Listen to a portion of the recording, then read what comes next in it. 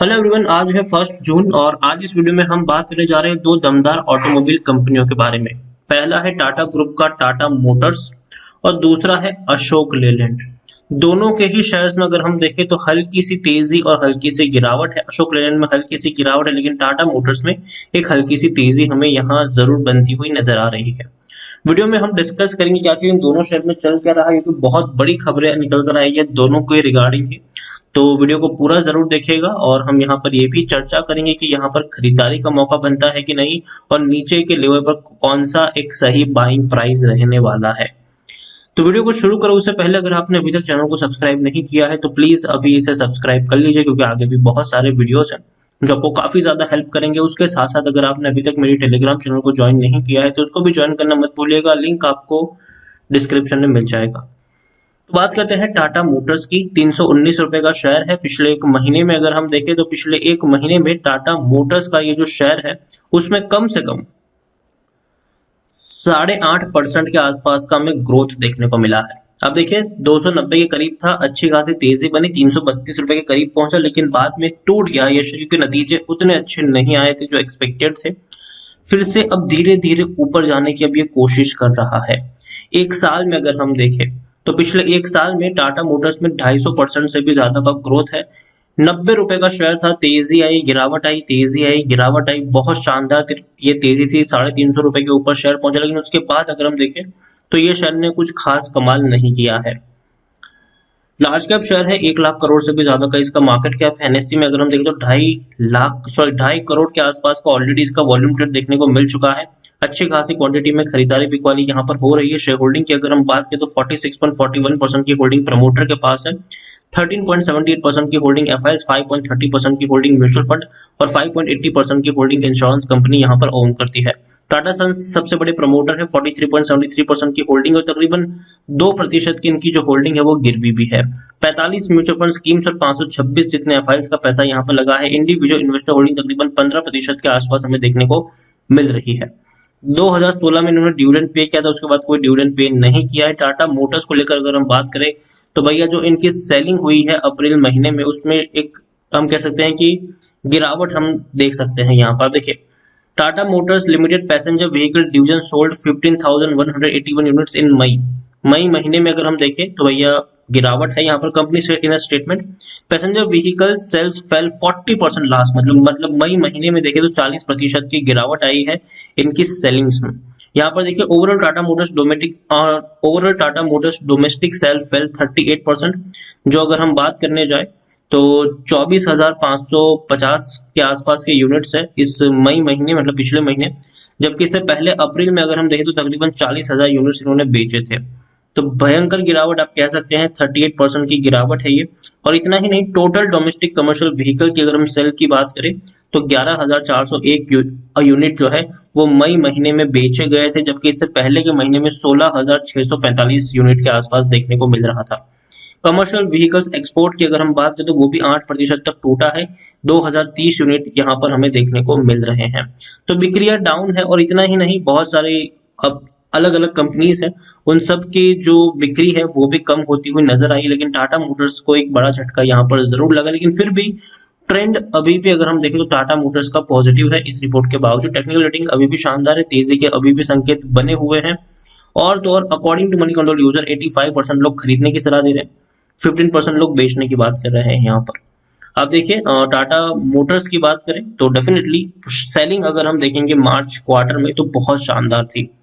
88,627 करोड़ का इनका रेवेन्यू था, जो पिछले चारों क्वार्टर के मुकाबले बहुत ज्यादा है, क्योंकि पिछले क्वार्टर में 75,000 था और पिछले साल भी सिर्फ 60,000 करोड़ के आसपास का था। तो ये भैया बहुत बड़ा आप कह सकते हैं कि रेवेन्यू।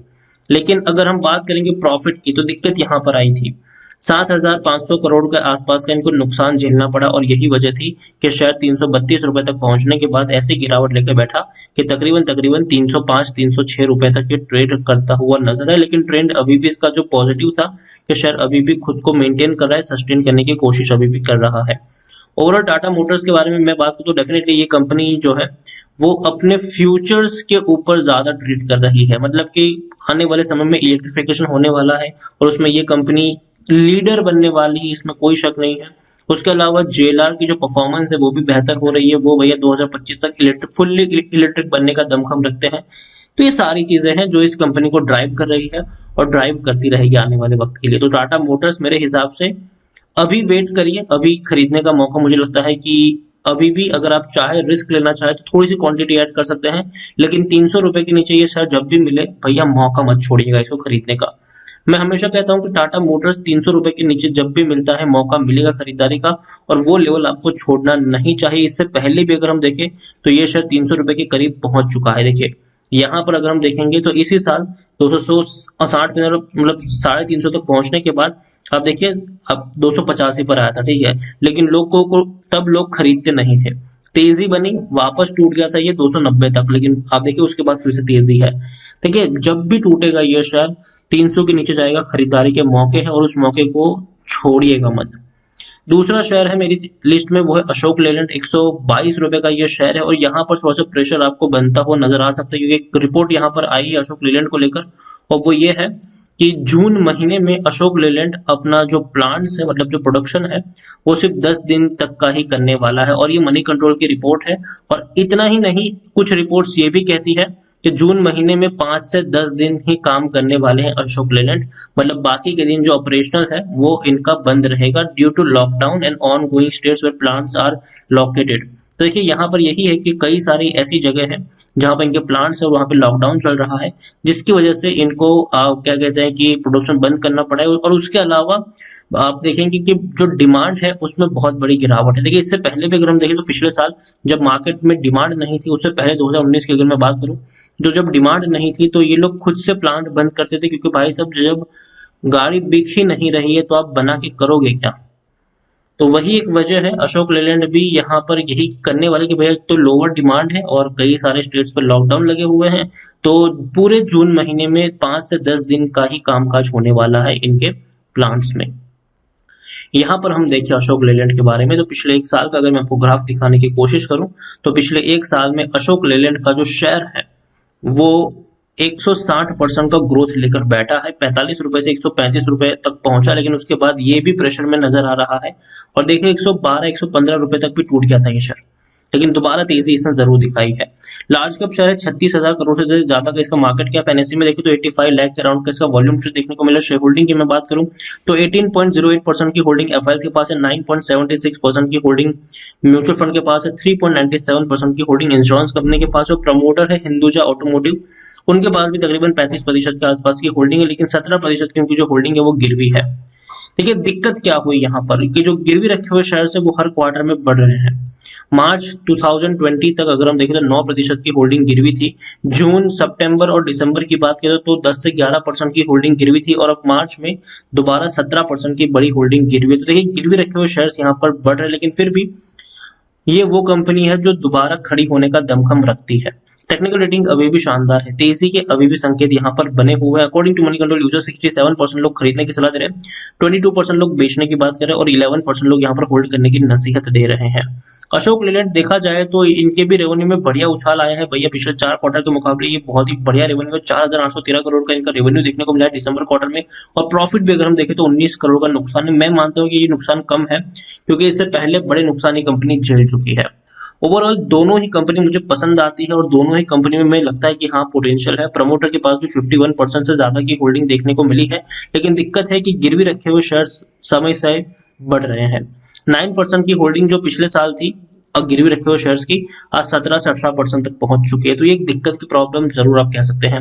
लेकिन ओवरऑल दोनों इसका भी ट्रेंड पॉजिटिव है, लेकिन हाँ मैं मानता हूं कि ये जो फैसला लिया गया कि भैया 5 या 10 दिन तक प्लांट्स ही काम चलेगा यहाँ पर, तो थोड़ा सा प्रेशर और यहाँ पर क्रिएट हो सकता है, लेकिन लॉन्ग टर्म के लिए शेयर मुझे अच्छा लगता है। अशोक लेलैंड 122 रुपए पर खरीदने की सलाह बिल्कुल भी नहीं, अगेन मैं कह दूं 122 पर खरीदने की सलाह नहीं है, लेकिन अगर शेयर आपको 110-115 रुपए के बीच में मिले तो डेफिनेटली वहां पर आप खरीदारी करके चल सकते हैं। और अगेन 122 पे खरीदारी करके रखे तो इसका मतलब ये नहीं कि बेच के निकल जाओ, ठीक है, बने रहो यार, कोई दिक्कत की बात नहीं है।